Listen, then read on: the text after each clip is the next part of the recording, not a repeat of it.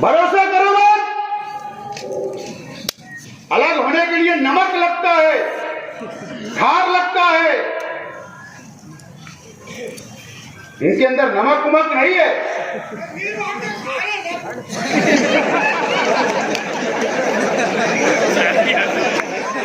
मैंने एक जलसे के अंदर कहा, सफीर नगर के अंदर मैंने एक बात कही थी, गरीब नवाज गार्डन में, कि 4 लोग एक पैजामे की नाली से लटके हुए।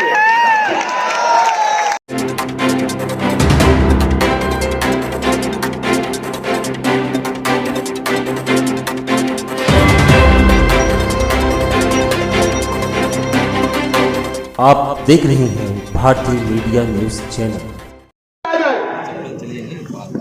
गांधीनगर वालों से डर, अय्यूब नगर वालों से डर, अमनपुरे वालों से डर, सफीर नगर वालों से डर, डीपू वालों से डर लग गया तो उधर खसक गए। हीरापुरा चले। लेकिन याद रखना, आप लोग, खास तौर से गुरुवार वार्ड के लोग, 19 का बदला आपको लेना है।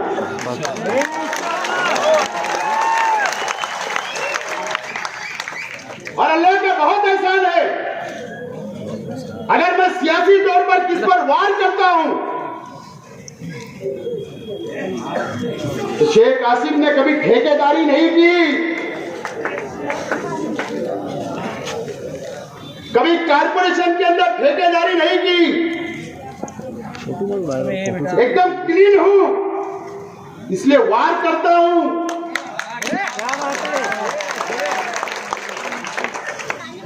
पहला स्टैंडिंग का कागज का फूल आया तो जमीन ही खसक गई। फिर बयान आया, मैं खामोश था, दूसरे काम में लगा था। बोले आप लोग आके बताना, पिछले हफ्ते फिर भेज दिया। यकीन जानो दोस्तों, लेटर दिया, आज लेटर, कल फूल आ गया। 2.5 कोटी जमा।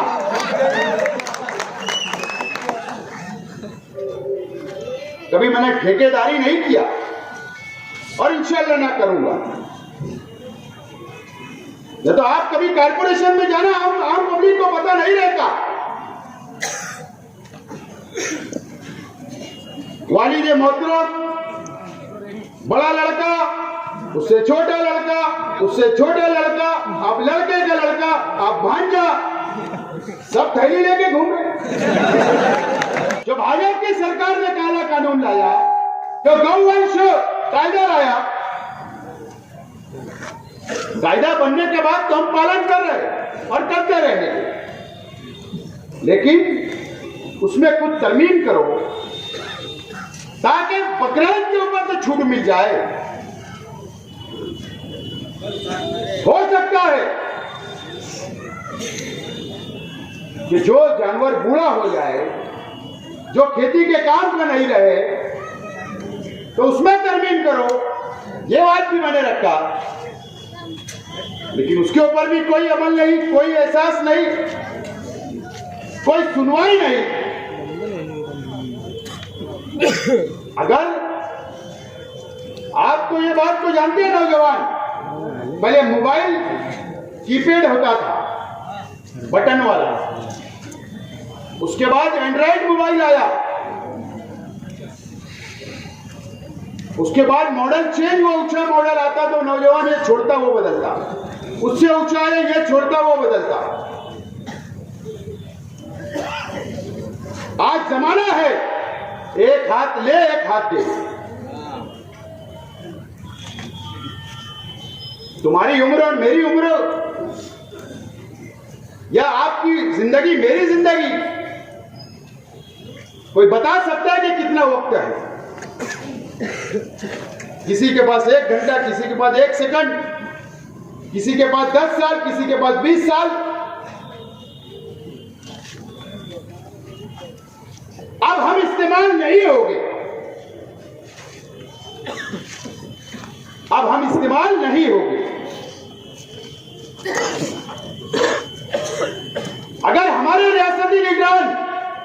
अगर क्यादत कमजोर है, अगर सरकार में नहीं ढक रही है, सरकार में नहीं चल रही है, और अगर हमारे जैसे लोगों के काम नहीं हो रहे हैं, तो आपसे मेरा सवाल है कि उस पार्टी में रहना मेरे लिए ठीक था या नहीं था?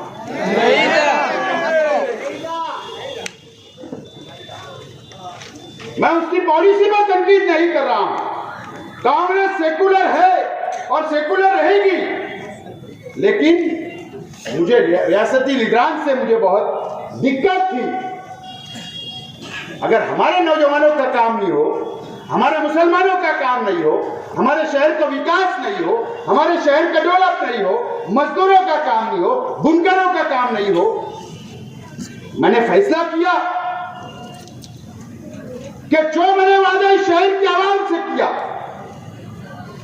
नौजवानों से किया, वो मुझसे पूछते कि आप तो अपनी सरकार आ गई ना, रिजर्वेशन दिलाओ। मजदूर मेरे से सवाल करते, बुनकर करते, छोटे मोटे ठेले पे गाड़ी धंधा करने वाले पूछते।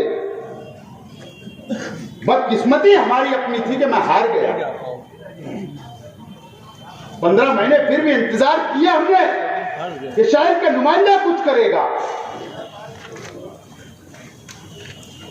मैं चाहता तो आप लोगों से बोल सकता था, शहर के आवाम से बोल सकता था कि मैं तो हार गया, मैं क्या करूं, लेकिन नहीं। आप लोगों ने जो 80,000 वोट मुझको दिया, मेरा कर्तव्य है, मेरी जिम्मेदारी है कि मैं आपके लिए खड़ा रहूं और आखिरी तक आपके लिए लड़ता रहूं। ये मेरी अपनी जिम्मेदारी है और मैं उसको लड़ता रहूंगा,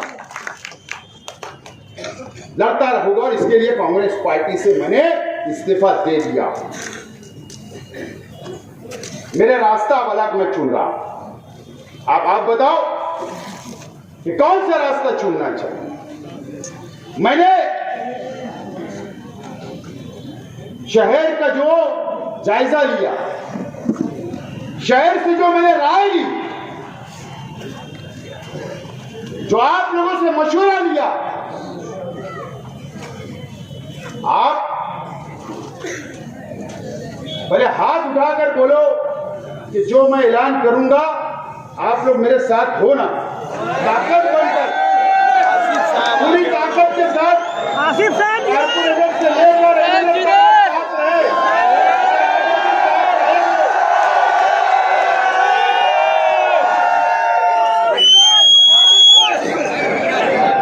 देखो, पता चला मैं आगे गया, आप पीछे गए, ऐसा नहीं होगा।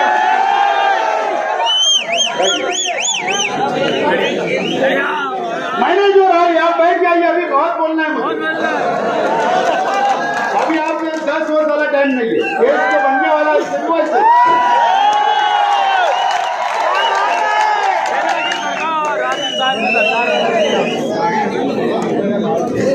जो राय मैंने लिया आप लोगों से, जो आप लोगों ने राय दी, तो कई लोग, अगर उसका परसेंटेज निकाला जाए, जरा अब मैं मुद्दे की बात कर रहा हूं, आप साइलेंस। मैं चाहता हूं कि आपके साथ चलूं, मैं चाहता हूं कि आपका भविष्य बने, मैं चाहता हूं कि आपके बच्चों का भविष्य बने। मैं इसलिए राय ले रहा था। अगर उसका कैलकुलेशन मैंने किया, जो राय लिया, तो 70% लोगों की राय राष्ट्रवादी कांग्रेस पार्टी की आई। 70% राष्ट्रवादी कांग्रेस की राय आई, और सेकंड नंबर पर शिवसेना की आई, थर्ड नंबर पर आप पार्टी की आई। अब कुछ लोग ने दावत भी दिया थी, हमारे दरवाजे खुले जनता दल के लोगों ने। गड़ी कोंडा ही नहीं है उसमें। बहरहाल अल्लाह का करम है, किसी ने राय नहीं। मैं बोलता जनता दल के लोग सबसे बड़े भ्रष्टाचारी बड़े शहर के अंदर विकास को रुकावट बनने वाले दीमक की तरह चाट रहे शहर। बहरहाल उनकी किसने राय नहीं दिया। और मैंने जो पहले ऐलान किया था कि जातिवादी पक्ष से नहीं चलेगा, चाहे वो भाजपा हो चाहे वो एमआईएम हो, वो एक सिक्के के दो रूप, उनका तो सवाल ही नहीं। लेकिन राष्ट्रवादी कांग्रेस पार्टी जब राय आने लगी और जब मैंने इस्तीफा दिया तो मुझको दूसरे ही दिन से संपर्क करने की कोशिश कई लोगों ने की। जैसा कांग्रेस के लीडरान ने की, वैसा एनसीपी के लीडरान ने की, वैसे वंचित बहुजन आघाड़ी के लोगों ने की, आपके लोगों ने की, शिवसेना के लोगों ने की। जैसे मैंने माहौल देख लिया कि राय एनसीपी की तरफ जा रही, तो एनसीपी के जैसी राब्ता मुझे कांटेक्ट करने की कोशिश की गई, मुझसे कांटेक्ट हुआ। कांटेक्ट होने के बाद मैं 2 मरतबा एनसीपी के लीडरान से मीटिंग मेरी मुंबई में हुई। क्या बात है। इसीलिए तो जलसा लिया बताने के लिए। क्या बात है। 2 मीटिंगें मेरी हुई और आला लीडरान से हुई। अल्लाह का करम है, तुम्हारे भाई का बहुत वजन है।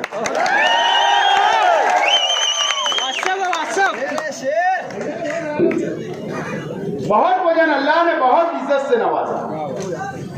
आप लोगों की दुआएं आला लीडरान से हुई और उन्होंने मुझसे वादा कर रहे हैं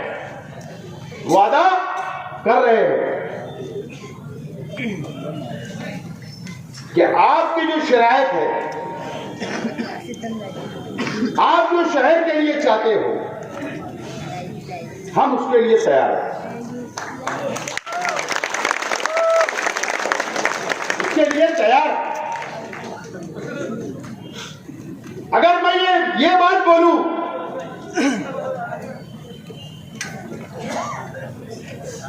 कि 90% बात मैंने कर चुका हूं, 90% बात मैंने लीडरान से कर चुका हूं, लेकिन मैंने 10% रोक के रखा हूं। अब 10% क्यों? मैं वापस भी हो सकता हूं, फिर आपसे मशवरा भी कर सकता हूं।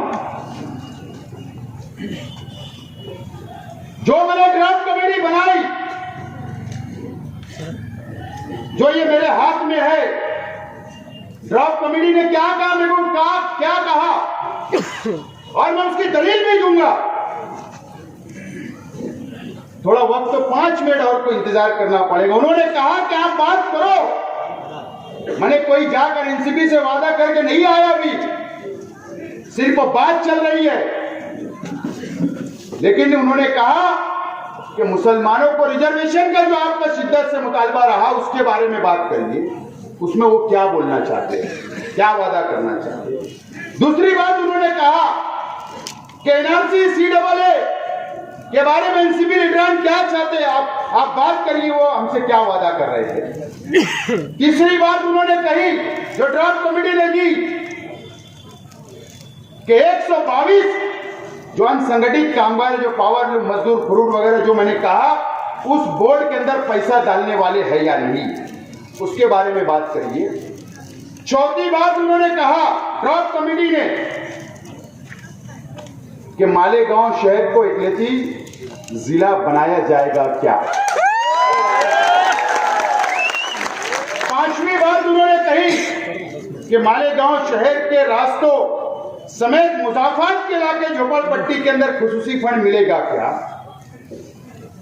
छठी बात कही कि पावर लूम से जुड़े हुए मजदूर, मुकदम, बेघर लोग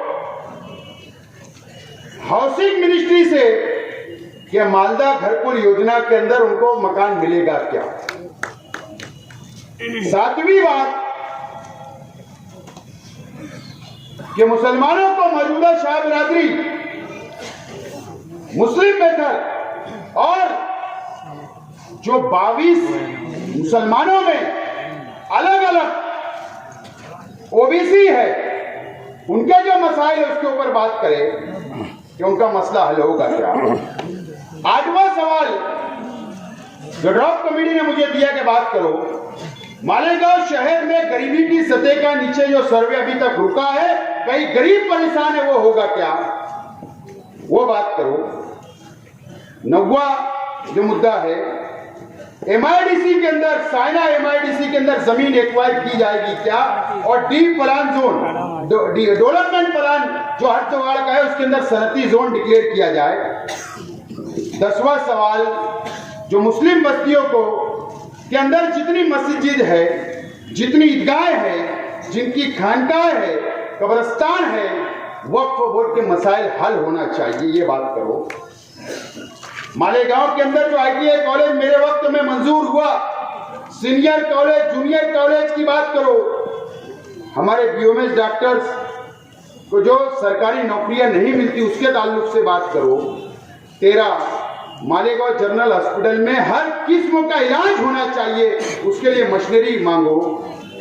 14 मालेगांव जनरल हॉस्पिटल में जीवनदायी स्कीम शुरू की जाए ताकि गरीब भाइयों को उसका फायदा हो। और 15 गौवंश कानून के अंदर तरमीम की जाए। ऐसे 15 सवाल जाकर बोले एनसीपी के लीडरान से आप बात करो, अगर इस पे वादा करते तो आप एनसीपी में चले जाओ, ऐसा ड्रॉप कमेटी ने कहा। दोस्तों और साथियों, सबसे अहम बात कि अगर एनसीपी ने यह वादा किया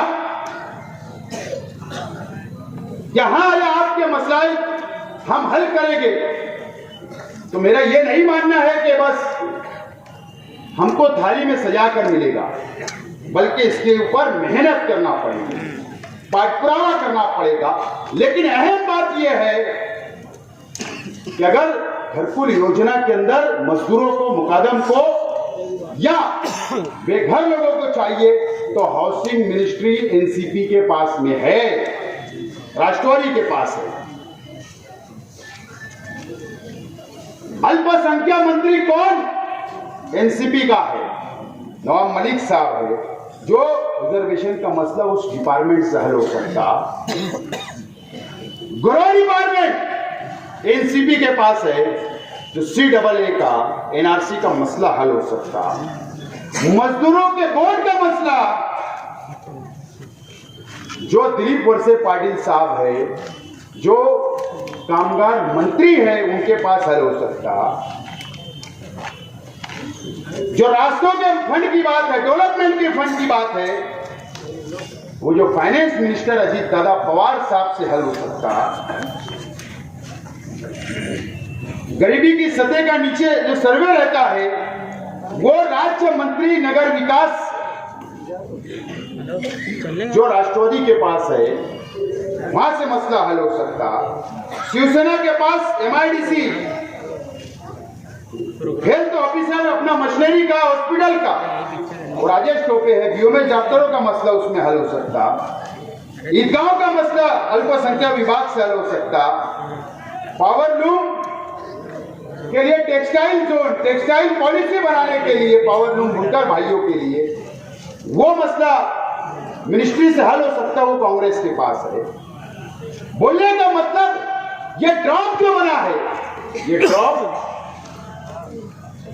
90% वजारत एनसीपी के पास है, तो हमारे शहर के मसाइल हल हो सकते अगर हम एनसीपी में गए। लेकिन अगर एनसीपी वादा करती है तो, और ये कल मैं उन एनसीपी के लीडरान को ये पूरे 15 जो हमारे मुद्दे हैं, मुतालबात है शहर के विकास, शहर के डेवलप के, मैं उनको मेल करूंगा, इनको कल भेज दूंगा मेल के जरिए, और उनसे कहूंगा कि मैंने जो जलसा लिया, जो मेरी ड्राफ्ट कमेटी बनी, जो मेरे शहर की आवाम की राय है, वो ये है आप इसके ऊपर अगर मुझको फोन पर भी कमेंटमेंट कर देंगे या वहां बुलाकर भी कमेंटमेंट कर देंगे तो मैं एनसीपी ज्वाइन करने के लिए तैयार हूं, लेकिन वादा आपको करना होगा,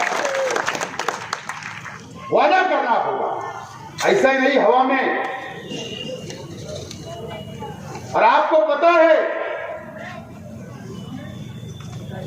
कि मेरी पहचान सिर्फ काम है और सीधा काम तो सब कर लेते, शेख आसिफ की पहचान टेढ़े को सीधा बनाने की। और अगर मैं वादा लूंगा तो आप लोगों को यकीन दिलाता हूं, शहर के आवाम को यकीन दिलाता हूं, इंशाअल्लाह जरूर इसके ऊपर पूरा उतरने की कोशिश करूंगा। और एक बात मैं मीडिया के सामने, शहर के आवाम के सामने, मेरे नौजवान साथियों के सामने, बुजुर्ग हजरात के सामने, अल्लाह को हाजिर नाजिर जान के मैं ये बात आपसे कहना चाहता हूं कि मैंने मेरे मुफाद के लिए, मेरे लिए कोई एक छोटा सा अदना सा ओहदा नहीं मांगा हूं, एक अदना सा ओहदा नहीं मांगा, कोई वादा नहीं किया।